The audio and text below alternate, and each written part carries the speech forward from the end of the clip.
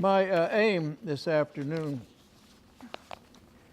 is to outline the history of St. Paul's and Trinity, and then to point out things of interest in and outside the church. I'm going to make these so-called formal remarks of mine as brief as I possibly can, but it's a long history. October 21st, as you know, marks the 200th anniversary of St. Paul's Church. That date to celebrate the 200th was chosen by General Delafield in his excellent history of the church, written for the Dutchess County Historical Society in 1936. He selected October 21st because that was the day the parish was admitted to the Diocese of New York in its 1818 annual convention. But General Delafield, of all people, would agree that other earlier dates could be found. I said earlier dates could be found. Surely Episcopal services were held hereabouts much earlier than 1817. The English Crown appointee, Governor Cornwall, for instance, was such a zealous Episcopalian that he tried to enforce the prayer book on the Palatine settlers up in Germantown when they first arrived in 1710. But none of those Lutherans and Calvinists would have anything of that. The patriotic Samuel Provost, a priest of the church and later our first bishop, resided in Germantown during the Revolutionary War. And almost certainly he officiated there, as well as in the new Christ Church in Poughkeepsie. Later in March 1788, Mr. Sands, probably a member of that church in Poughkeepsie, asked it for services of its rector in the manor of Livingston. The fact the request was made in March suggests to me that the people in what Mr. Sands mistakenly called the manor of Livingston were prepared for yet another season of summer services according to the Book of Common Prayer. In any event, we hear no more about Episcopal services in this area until 1816. I say, by the way, mistakenly called the manor because Livingston Manor never extended to Tivoli. It was, in fact, Germantown, Claremont, Livingston, Taconic, Gallatin, Amcrac, and Copiague. The manor house was at the mouth of the Olaf Jansen Creek. A sportsman's club now occupies that site. Our Claremont estate up here belonged to cousins of the three lords. The idea of lordship ended, of course, when the Revolutionary War ended all that sort of thing. A congregation wants a church building. So one was built for St. Paul's on present-day Route 9G, in the northwest corner of Broadway and 9G, then called, I don't know what it was called, not the Post Road. The Post Road is further east. You will see a barn. Let me back up a moment. The church which was built there was sold when this church was built, but it still exists. If you drive up 9G to what used to be called the Triangle Garage, opposite Morgan Lasher Lane, the road that leads to Claremont Estate today, you will see a barn. I think it's painted red now. That is the original white church. It was moved there after it was abandoned by this congregation. In its gable end, you will see a half moon or a lunette window. That once housed a little stained glass paraclete window that was originally above the altar there, and then moved to the southwest corner where that door is when we put up Memorial Hall, and now it is in Memorial Hall again. The first wardens of St. Paul's were Edward P. Livingston. That's the first senior warden. He is not to be confused with his distant cousin Edward Livingston, who was mayor of New York and later governor of Louisiana. The portrait of your first senior warden hangs in Memorial Hall now. He was Lieutenant Governor of New York and lived at what is now called, of course, the estate Claremont.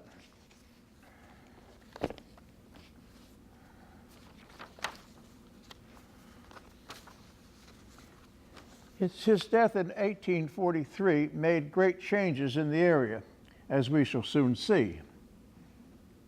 The first junior warden was Ebenezer Punderson, whose home was in what we now call Upper Red Hook. But as you know, the name Tivoli wasn't adopted until after the same Mr. Sands asked Christ Church, Poughkeepsie, to supply a priest for this congregation in 1788. Tivoli has gone by various names, including Hoffman's Landing and later Upper Red Hook Landing. This was probably its common name when in 1920, when the church was incorporated, and it was incorporated as St. Paul's Church Red Hook, a name it officially had until about 1925. I mentioned Ebenezer Punderson. I've always thought of him and Palmer Cook as the actual on-the-ground founders of St. Paul's. Punderson, as I say, lived in Upper Red Hook. His portrait was painted several times by the now celebrated Amni Phillips. And by a nice coincidence, he was an ancestor of Mrs. Norman Rockwell. The Cook family's house was by the pond on North Road, long occupied by Mr. and Mrs. George Englert, friends of this parish. George, as some of you will remember, was an accomplished artist. He is the one who etched the panels in the narthex here. The final panel was to be in memory of his son, a fine young man who was killed while flying a postal airplane in Alaska. I'm sorry to say George Englert was so affected by his son's death, he was never able to do the panel. I think many of the first services of St. Paul's were held in the Cook residence where the Englerts lived. There is no doubt that St. Paul's was at first mainly a summer chapel. But after 1843, when Edward P. Livingston died, his estate, known as Claremont, had to be broken up among his 5 surviving children, 2 sons and 3 daughters. All 5 wanted a piece of the pie, and the best way to manage that was to enter into a friendly lawsuit, the boys against the girls. They then chose lots for the various properties that had been laid out in long strips stretching east from the river. In an odd twist, the brother named Claremont got the house named Claremont. He in due time became a senior warden of St. Paul's, and he gave to the church the 3 silver plates that were once part of the Orloff service and to have been said to have been commissioned by Catherine the Great for her lover of the moment. But she forgot Orloff, and she forgot the silver, and it remained in Paris until eventually it was purchased by our Chancellor Livingston, another story, when he was our minister there. 2 of your plates were handed over to the Metropolitan Museum in my time here on permanent loan, but we retained 1 of the plates to show and tell events like this one today. I think you're going to see it later on. I suppose Claremont Livingston intended the plates as offering basins here, but for many years they remained in a bank storage vault. The breakup of Claremont Estate was important for St. Paul's because the heirs built houses on their properties along the river. The houses required servants' help, and so did their farms. And so the woods, as the land north of here, the land north of here was long called, was open to many families. This road, now called Woods Road, was but one of several laid out for the people who needed wood for their houses. I might say that it was had a number of various names, and parallel roads to this road can still be discerned in the woods. And one of the names chosen for this present-day Woods Road after the Spanish-American War was Admiral Dewey Boulevard. That was proposed, but the people didn't seem to take to it very well. There was another change. This one in the growing village of Myersville, the crossroads up where where right now there's a lot of busy things going on in the village of Tivoli. John and Margaret Bard bought Robert Donaldson's place south of here about 1853, and they named it Annandale after her family's home in Scotland. The Bards were High Church Episcopalians, and one of the important beliefs of people like the Bards was that children should be educated free, and if the civil authorities wouldn't have satisfactory schools, the church would. So they started a school in Annandale and another here in what we call Tivoli. There'd already been a parish school at St. Paul's, encouraged by its rector, the Reverend Henry de Coven. He lived, incidentally, in Callender House and later sold to Johnston Livingston. When I was rector here, I used to like to drive people past Callender House and said, see how they used to treat the rectors of St. Paul's. To be honest, the dominant members of the parish didn't want a school. It's not a happy chapter in our history here. So a number of people left St. Paul's, including the rector. He went on to form Christ Church Red Hook. The Astors, who were members here, and some of the Clarksons also withdrew. The Bards, as you would expect, concentrated on what became St. Stephen's, now Bard. But they left in Madeline the fine brick building they'd put up for a school and chapel. And the priest they'd engaged to supervise the work, James Starr Clark, who stayed here till almost 1900. Clark developed an outstanding boarding school there once the public school was established.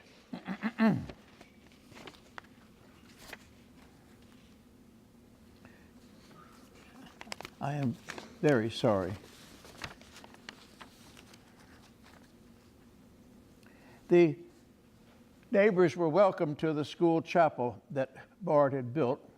The loyal congregation grew up, and when Trinity School, as it was called, ceased about 1893, the congregation bought the building.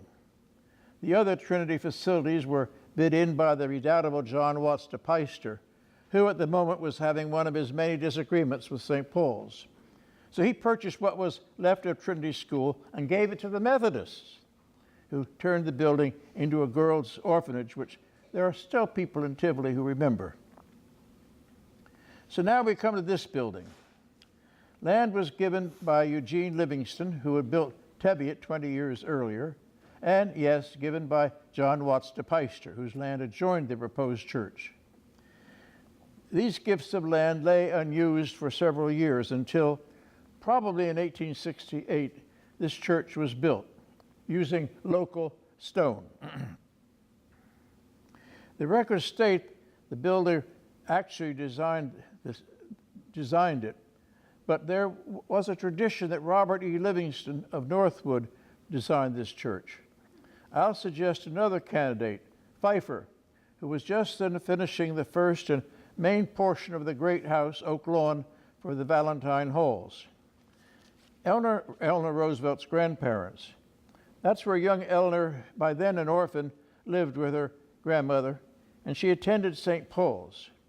I like to think that the later First Lady's belief in social justice and other decencies came from things she heard at St. Paul's. She herself had different memories.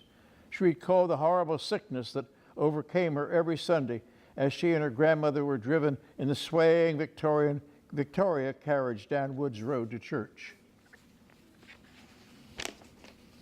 Back to the church.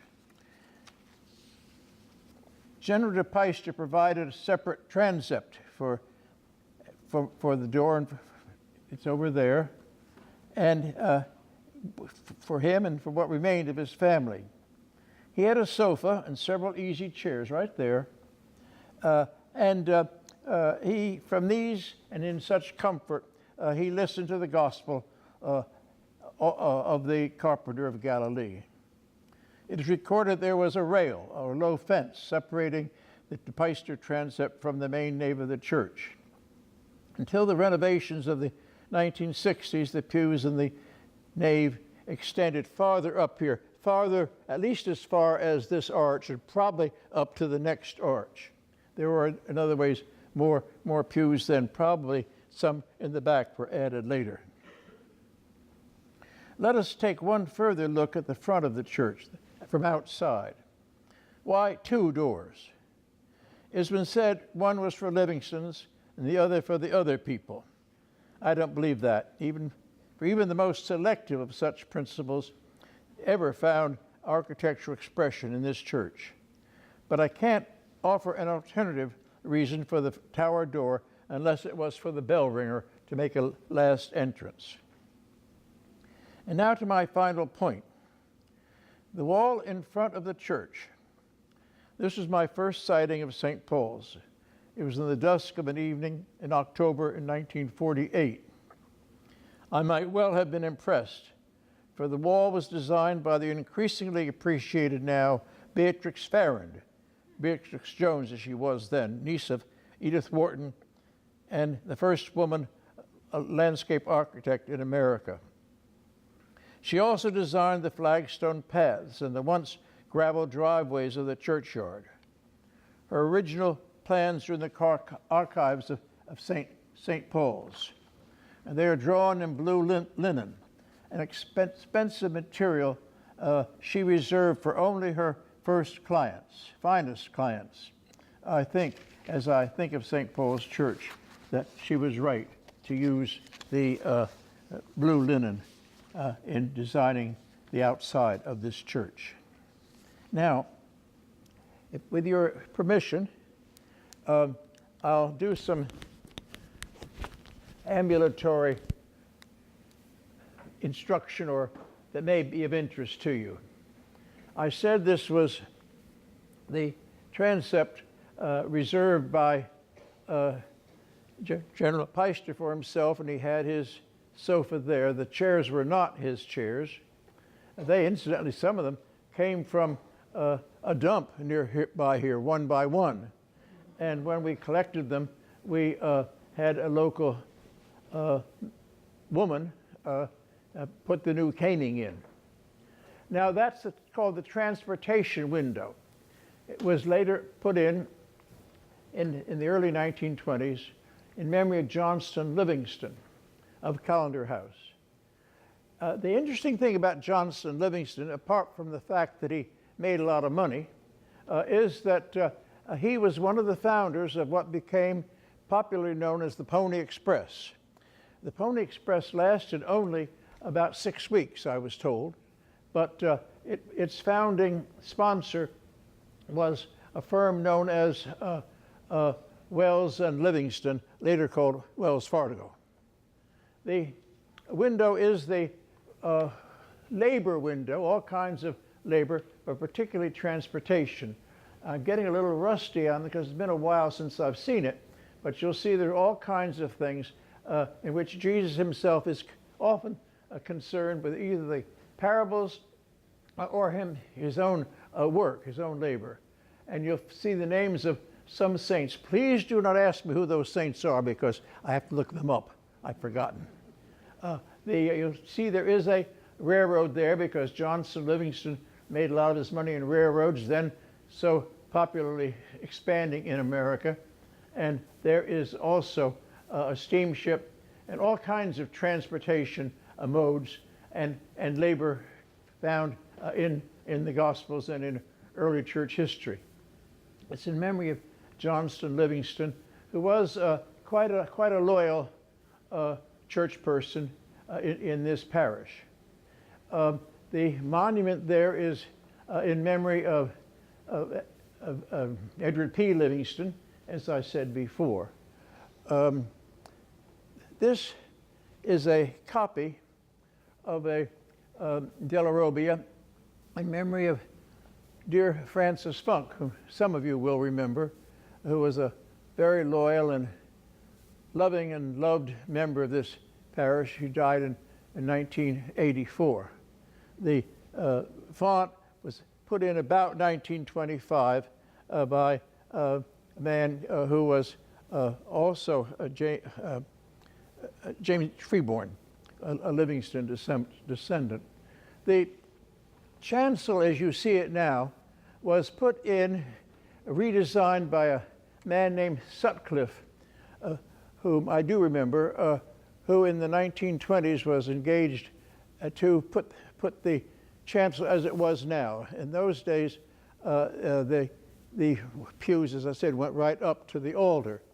The altar was changed at that time too, was quite an elaborate thing, which in the wake of the liturgical developments of the 1960s and later was dismantled but stored away. It's in storage still, not completely intact if ever it's wanted back. The paneling was done by David Fuller in Columbia County, and the altar is the original altar moved from the reredos and made freestanding. The needlepoint was done by members of the congregation, all women, I think, and one of them, I'm happy and proud to say, was my wife. Now, let me see, questions? No questions. We have a limit on this. Yeah, everything has to be done by 3:40. You're fine. You're good. You're good. I'll kick it back to you. I can't hear a word the woman says. I know. Yeah. Wouldn't it be nice if it was always that way? That's a gift. It's a gift. Don't say I said that. You can do the windows on the side. All right, go down that way. All right. The General Delafield I've mentioned, he lived in Montgomery Place, restored Montgomery Place, and it's an interesting history there. It was, the place itself was left in the 1870s to three impecunious cousins of the lady who then owned it, not a Livingston descendant. It had gone out of the family. And they lived there, those people lived there until 1921, when General Delafield and his wife were able to give them a pension to have them move away because they couldn't keep the place. It was literally falling down. And then General Delafield moved in and redesigned it, really, restored it, and started the orchards, and Mrs. Delafield did the outside work, and very ably too. That is in memory of one of his ancestors, Matron Livingston Delafield. The next one down is, as you notice, the Richard Delafield monument, put in also by General Delafield, in memory of his son in the Navy who was killed in World War II. And I see it, I had not seen it before, that there is attached to it a memorial to his wife, whom I did know, who has died, and then that was put in. Remember, I had not known about that before. She certainly deserves a memorial. And above that, if my eyesight is correct, are, excuse me, things do move. Stay right there. Oh yes, these are memories of some of the Clarksons, Hawkins, and you may remember Cornelia Clarkson. They are latecomers to the area. They were Livingston descendants and cousins of General Delafield, but they only moved here in 1907, so that's not long ago by St. Paul's standards. I know you. I know you do. The next, that window has a very interesting history. I think that's why Barbara wanted me to move down this side. It's a Tiffany window, a real Tiffany window, somewhat damaged on the outside, but it doesn't show on the inside. And the reason I say it's interesting, a word I don't particularly like to use, is that one morning about 3 o'clock, that's early, even for me, the telephone rang, and it was a call from London. A man who was almost manic. He had just finished, or was just finishing, a book about Tiffany windows, and he just heard about this. He said, "Is it true that your church in Tivoli has a window by Tiffany?" And I said, "I think so." And he said, "Does it have a sky?" I said, "Yes." "Does it have a mountain?" "Yes." "A river?" "Yes." This at 3:30 in the morning. "It has a tree?" "Yes." does it have a flower garden in the front? Oh, yes, of course. Well, it's not a flower garden, it's a coat of arms. But I had forgotten that. And he was just so thrilled to think there was one late, very late Tiffany window that had escaped him that he had discovered. I don't know how he discovered it. And I think it did get in his book, which is the book of Tiffany glass. People like that very much. It's pictorial, and it was very much the taste at the time. The next window was put in, of the last of the windows we installed, was put in memory of Reggie Livingston. You remember him, I think. He was the last in a long line of Livingstons to be a senior warden of this church, and it's put in memory of his wife, and by his wife, in memory of him. She insisted that there be a heart to express her love for her husband, and I thought that was fine, but some members in the parish did not, and they thought that it resembled a sacred heart, which is not usually an Episcopal symbol. But I think that the symbolism of the whole window is good scholarship. He was a lawyer, Princeton graduate, a farmer, obviously, the pears and the apples, and the whole feeling of justice and friendliness to all people is a good symbol for any church to have. The next tablet is in memory of John Harrison Hager. I haven't given adequate appreciation to Trinity Church and what it meant to the parish, to the life of this community. And one of the reasons it did have such an impact was thanks to John Harrison Hager, who was for 25 years a warden over there. And his family put that up after his death in 1909.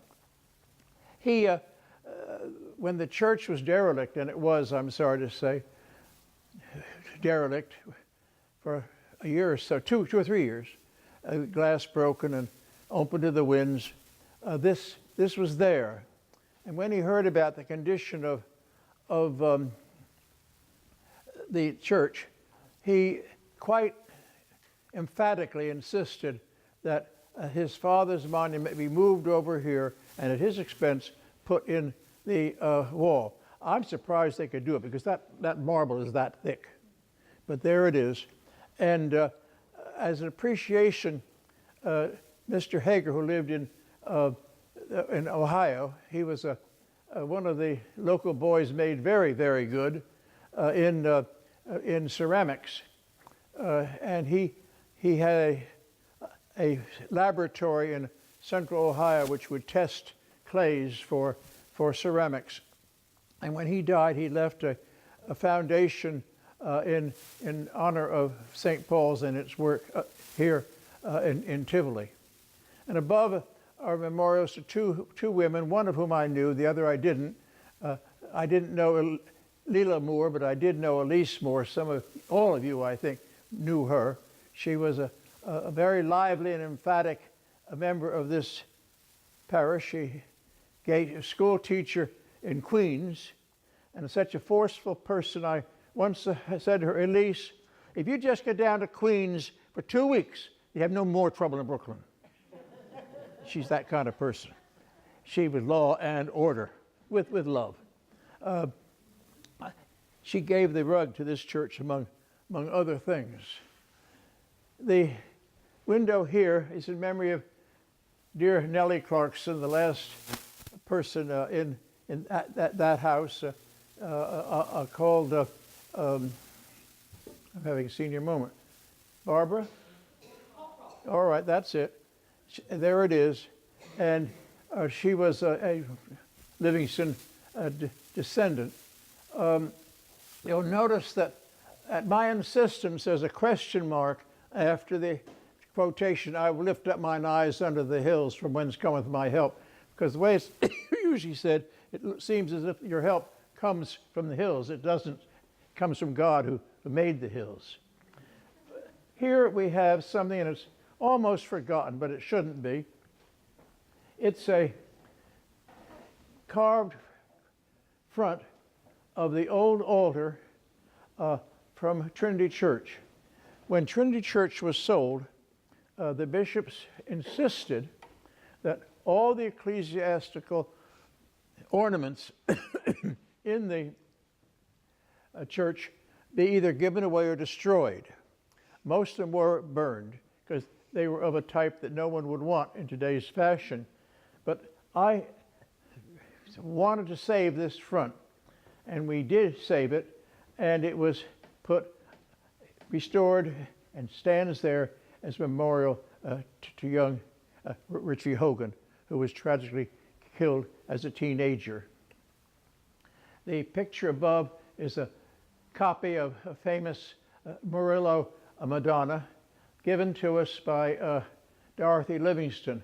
I was not always backward in retrieving things for the church. And when Dorothy moved from Northwood, I said, Dorothy, what are you going to do with that big picture? And she knew just what I wanted to do with it. She gave it to St. Paul's, and I brought it back from the storage house in Poughkeepsie on top of my car with a rope holding it on. I'm glad the rope held. The panels I've spoken of before, they're the old Benedicite windows from the Benedicite, which those of you who knew morning prayer as the main service of the Episcopal Church will remember. Praised and exalted forever are the fish and the plants and the fields and all the good things of nature. The last one was to be in memory of George Englert Jr., and as I say, was never done. The picture above here is again one of my retrievals. A man who was a graduate of St. Stephen's College and lived up for a while on 9G. His name escapes me for a moment. I haven't thought of it for 20 years.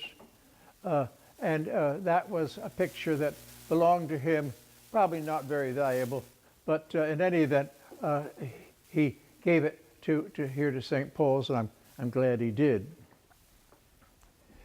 Here we have a memorial to Henry Sagador, whom of course I did not know. He's pictured there. He was again a warden for many, many years of Trinity Church, of one of the pillars of that church, and very respected in the neighborhood. Oh, here is John Kyle Smith, and whom the Harris Smith post is dedicated and named. A veteran killed in World War I. Here is a window put in my absence, I might say, by Howland Davis Jr., in memory of his parents. I wish he had had some consultation with the vestry before he did it, because you're supposed to see all of nature outside. But maybe it's my eyesight, but I don't see much of nature outside. All I see is a blur, but well, that's your problem, not mine. Robert Livingston of Northwood, that Robert Livingston's father, is put in when he died. He was fairly young when he died. He left two children, one Reggie, whom you do remember, and Laura, Mrs. Davis, who were devoted friends of the parish, and I might say of the Lindsleys. The thing that used to irk some people in the family was that one reason Howland and I got along so well is that he had relatives in my hometown, Morristown, New Jersey, and he was so glad to talk to somebody who could talk about people other than Livingston's that he was glad that I was in the neighborhood. This is in memory of, well, Polly Washburn, whom you all remember. And she was great in New York City and all kinds of good philanthropic things. That's the view from her house, Midwood here. She was one of those low-keyed people, very, very wise and very, very good, but not noisy about either. Kind of people we all should be. Robert L. Livingston, another Robert, not closely connected with the other Roberts I've spoken of, was the father of Eugene Livingston, who built Teviot. He was the other warden of St. Paul's, who died in 1843. And above it is a tablet in memory of Laura Livingston's mother, Mrs. Robert Livingston. Moving on. This is one of the earliest of the windows put in, good windows put in. The original windows were just opaque with a tracery of blue vine, and the blue had pretty well bleached out by the time that I knew them. This is put in memory of two cousins of Eleanor, second cousins really, of Eleanor Roosevelt, whose name was Ludlow. They attended here, but I don't know what's behind, who put that in, not Mrs. Roosevelt. But one of the first really fine windows to come into this church, along with the transportation window. This is in memory of Edward P. Livingston, whom I've spoken about. This is in memory of my mother, who loved this place and worked hard for it. The white is, the window was made by a friend of mine. The white is flowers are made from fragments of glass that came from Trinity Church that have been broken. And we picked them up, and Mimi made them into that design. God saw that it was good. All things are good. Here's a member of Chancellor Livingston who never heard of this church, but he was sort of deified by his family.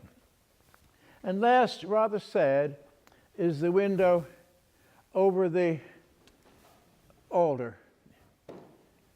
It was put in when these renovations were made in about 1922. It's the children's window, put in by Mr. and Mrs. Thomas Hunt. She was Helen Jewett before she married him. And their two little boys, the only children they ever had, died very young. And totally bereft, they left their home, which is down toward Rye, and moved up here. He was a Livingston descendant. They lived in the house, which is now the Carmelite Sisters' place. And soon after establishing themselves here, they put in that window in memory of their little boys. And I've always hoped that was always I've always hoped that's been was a consolation to them in some small measure of the loss that they sustained. It's too bad that they had great wealth and no children. Now, shall we go outside? Or any questions, ask my wife. But yes, make it loud. I have one question. Yeah. Why is it that people confuse Edward Livingston, the famous younger brother of Chancellor who lived at Montgomery Place, and Edward P. Livingston? Because they both died at the same time. Edward was, they're both rather famous in their own day, both politicians. That's the only answer I can have. You have to ask those who named them. When did you first come here? October 1948, when I was a student at Bard College. Come on down, Will. Became rector in 69. Oh, okay. Excuse me? Became rector in 69. 69, yeah. The bell. St. Paul's never had a bell until about 1950. Is Charlie Roth here yet? Charlie, do you remember when the bell was installed up here? I remember when it was, but I wasn't there when it was done. Well, you were pretty well grown along when it was put up. Yes. Reggie Livingston rescued this from what is now the Legion Hall, which had been a Methodist church in Germantown. St. Paul's never had a bell. Well, it was better without the bell.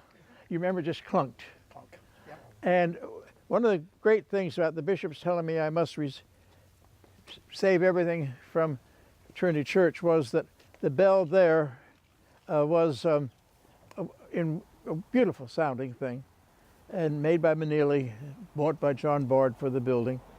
And I mentioned to Sonny Moore, my pal Sonny Moore. Remember Sonny Moore? Oh, yeah. Well, think good things about Sonny, because he got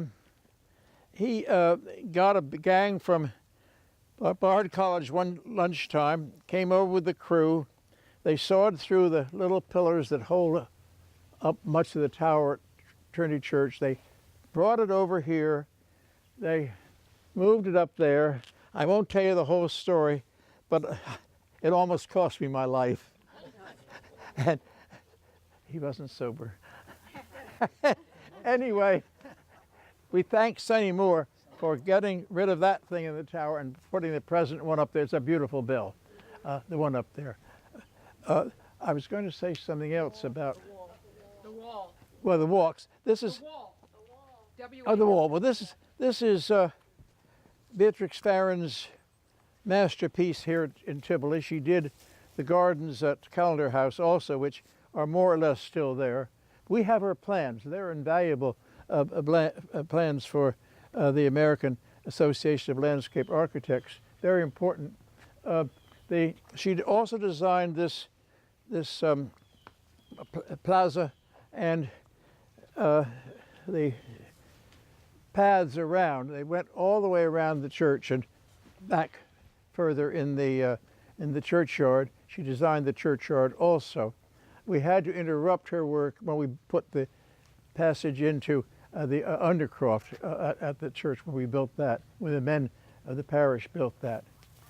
The one other human interest thing was, although Chancellor Livingston has many descendants, the people at Claremont always felt that he was their possession. And I got a request from, the church got a request from some cousins or some descendants of Chancellor Livingston in the Middle West. A Livingston in the Middle West? Oh dear. Oh, no, it doesn't work. Doesn't work. And the people who were the local descendants, two sisters, said, oh, no, we can't allow that. And I said, well, no, she said, it's our vault downstairs, down below.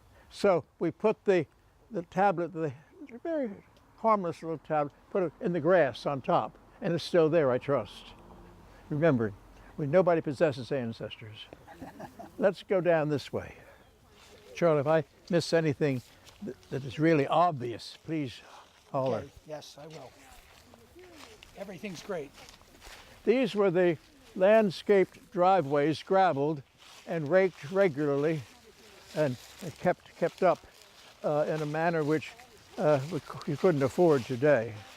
People used to come back here to be buried, though they haven't lived in Tivoli for years, or even their families hadn't lived here for years. The John G. Livingston Vault has always been, since built in 1928, always been as it is now.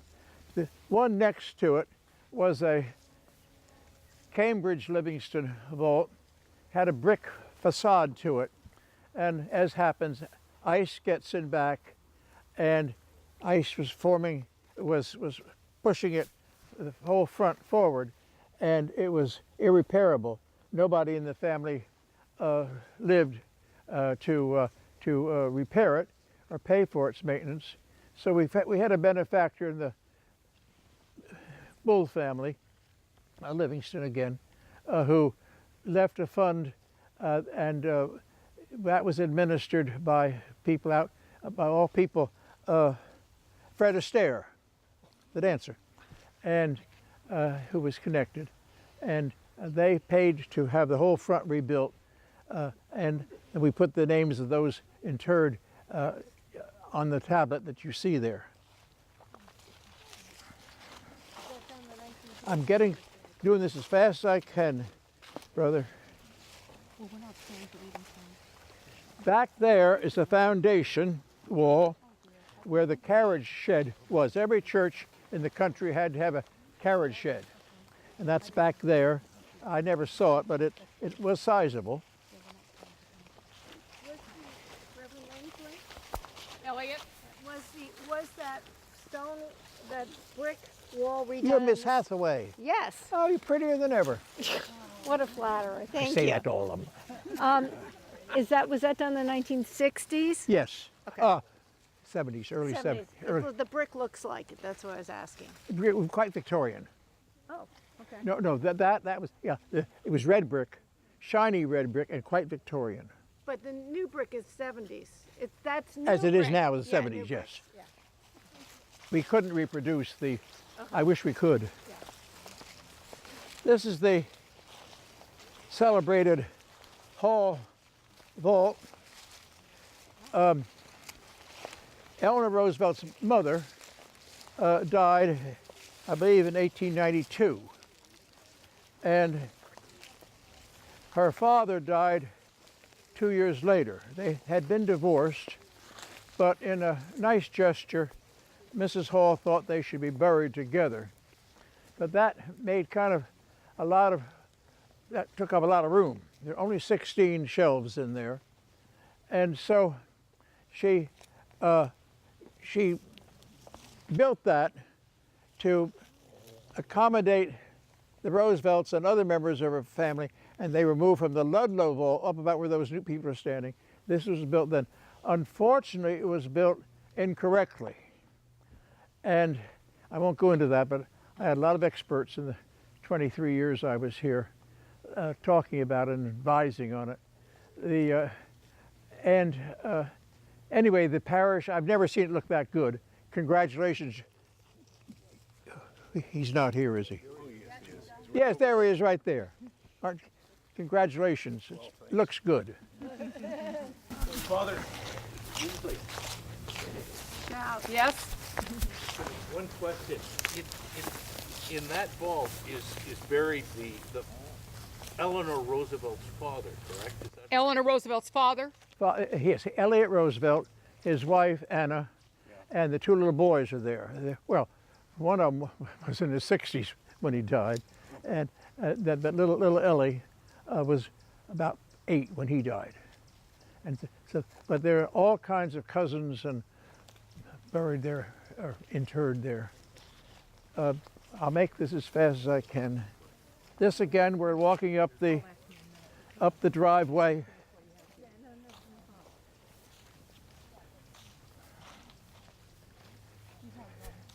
I'm enjoying this very much, so take your time. Thank you, thank you.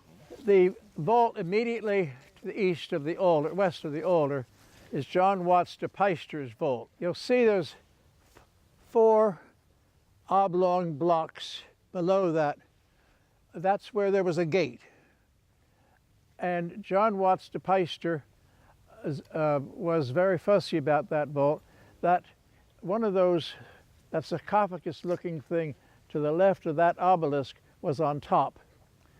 And John Watts de Peyster didn't speak to his 3 sons, one of whom was killed in the Civil War, so he couldn't speak to him. But there were two sons that survived, and he left in his will directions that when he was buried there, the key to the gate was to be thrown into the Hudson River, so that, quote, my damn sons can't be buried there. Well, unfortunately, they died before he did. And you remember George Rents? His father was the superintendent of the Peyster place, and he was the one who threw the key into the river. His granddaughters had it sealed up forever. I can go right on down. The next one is the Calendar House vault, Johnson Livingston's family, and then you have various Livingston's connections all the way down. These 4 graves here were moved from the White Church Cemetery, the only 4 that we know that were moved to to this churchyard. I feel I'm missing things. Well, we'll go up around this way. Masood's getting nervous. Some of these names will mean a lot to you. Where is the chancellor buried? Chancellor's buried in the Robert Livingston vault there. One reason they were so reluctant to have his name on there was that there was always a threat of robbing graves, and it was a realistic threat. And that's why you will never be shown where the vault is at Claremont. It's there, but no one is supposed to know where it is. But about 1895, one of the Livingstons had had a number of bodies removed from the vault and moved here, and then that vault was filled with sand, and that's the way it stands. That's So you we'll be passing up Can there. you point it out? The second one? That the one with the green door? Is that where- Yes, that's Johnson Livingston's. Where's the chancellor's? Oh, the Chancellor's. You see that one which is blocked up, cemented up? Yeah. It's the one on this side, I think. We'll be going by there. And Honora Fast. was in the John Livingston one? Barbara, you asked about Hawkins. There it is. So do you remember where that painting was hanging at Northwood? What? Do you remember where that painting that's in the church was hanging Oh, at yes, I Northwood? can show you right where it was. Go in the front door, and it was on the wall on the right. Okay. Okay, thank you. Before the parlor or after? In the middle of Before. in the middle of the hallway or on the first right? The first right, where you have a study there now? Yeah, That was the dining room. right. And it was now the wall beyond that door. Okay, thank you. I know where it was. Okay, thank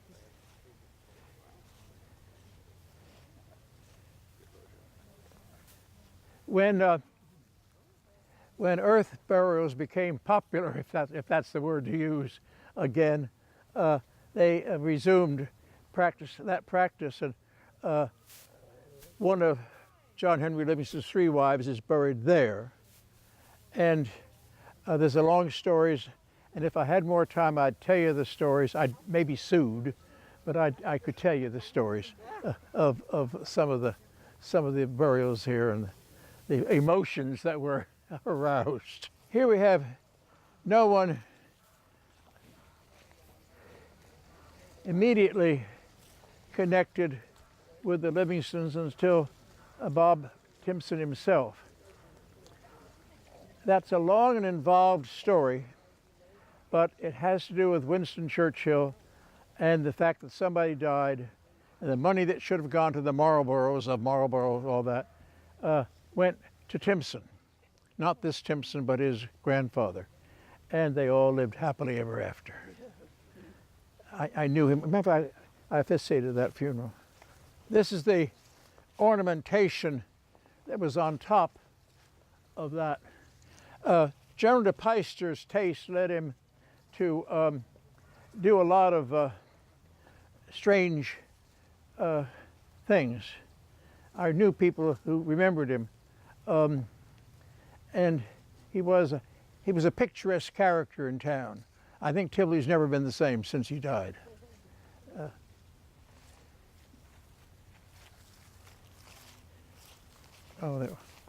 Names, Barbara. Oh my gosh, certainly.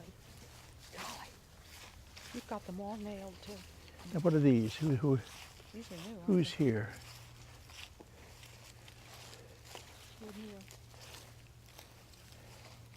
I did not know them. I know the name.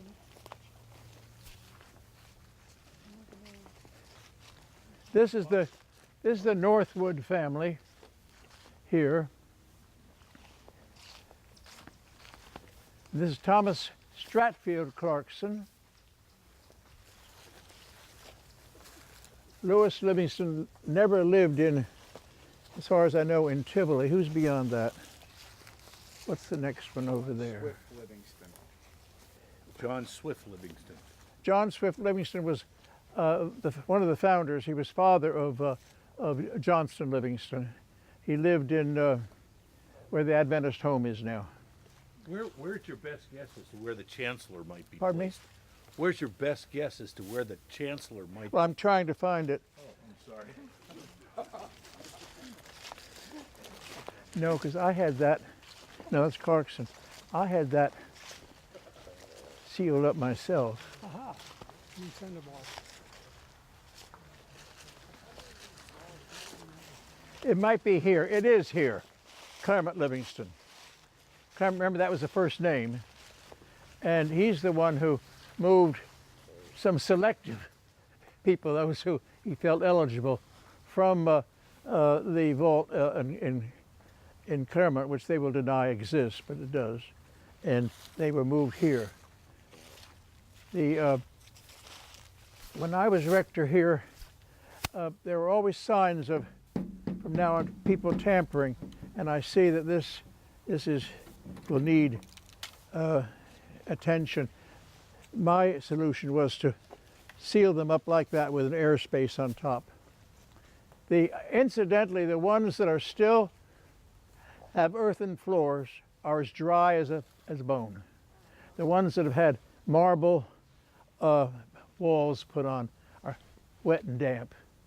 Draw your own conclusion on that one.